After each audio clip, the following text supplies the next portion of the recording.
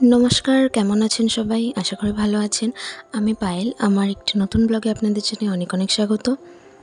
আজ রবিবার, এখন বাজে সকাল ৭টা।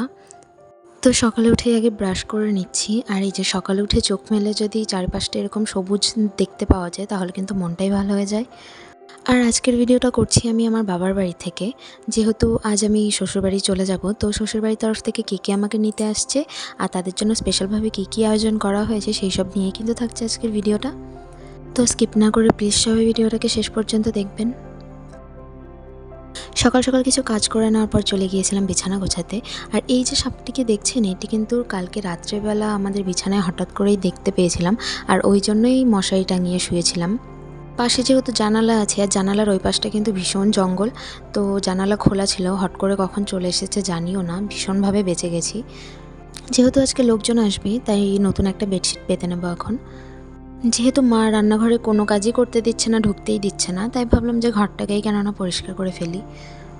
এমনিতেও এতগুলো দিন মায়ের কাছে থাকার পর আজকে বাড়ি চলে যেতে হবে ভেবেই মনটা খুব খারাপ লাগছিল।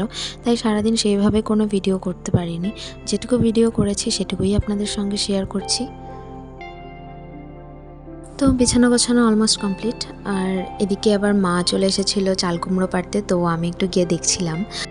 আমরা যতই এত দাম দিয়ে বাজার থেকে সবজি কিনে খাই না কেন, কিন্তু বাড়ির গাছের সবজির টেস্টই কিন্তু আলাদা। আর এদিকে আমি আবার একটু কাজ করে নিলাম।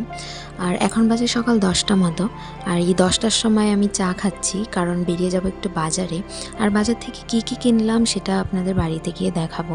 ছোট থেকে মাকে অনেক জ্বালিয়েছি আর ঝগড়াও করেছি, কিন্তু একটা বয়সের পর কিন্তু মাই হয়ে গিয়েছিল আমার বেস্ট ফ্রেন্ড, যাকে আমি নির্দ্বিধায় আমার জীবনের ঘটে যাওয়া সব রকম কথা বলতে পারি। আর মাও কিন্তু নিজের সব কথাই আমার সাথে শেয়ার করত। বিয়ের পর ওই বাড়িতে মাকে রেখে আসার সময় ঠিক যতটা কষ্ট হয়েছিল, এখন যেন মনে হচ্ছে তার দ্বিগুণ কষ্ট হচ্ছে। আমাদের মেয়েদের ভাগ্যটাই ঠিক এরকম। মা বাবা পরিবারকে রেখে যেতে যত কষ্টই হোক না কেন, একদিন তাদের পরের বাড়িতে যেতেই হবে, এটাই নিয়তি। তো যাই হোক, চলুন আমি আপনাদেরকে দেখাই যে কার জন্য কোন শাড়িটা নিয়েছি।